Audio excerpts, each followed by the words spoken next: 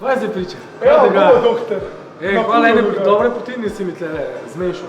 Da vsaj enkrat dobre proteine pil. Točno tako. Veš kaj sem jaz mislil malo danes za tabo podebatirati? Malo trening za moč pa trening za hipertrofijo, se mi zdi, pa tudi za definicijo. Se mi zdi, da večina ljudi še vedno narobe misli, za moč.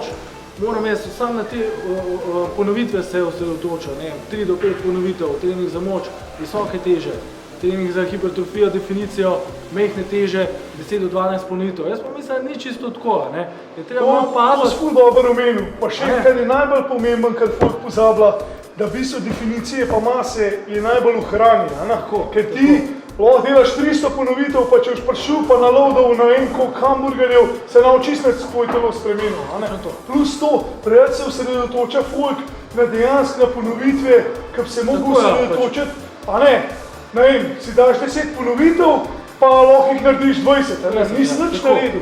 Daš si eno mejo tam okoli, bi jih rad naredil, pa se osredotočiš bolj na intenziteto. Določiti je treba, pa če ne kilažo, koliko lahko, vsak mora sebe dobro poznati, si določiti, koliko kilaže lahko recimo dvigne 5-krat, koliko lahko dvigne 8-krat, potem intenziteta treninga, koliko si rekel, če je intenziteta slaba, če imaš predolge pauze, je tudi slabo. Trening za hipertrofijo je tak, da mora biti pauze kratke, pri treningu za moč mora biti pa pauze daljše, to se mišice regenerira.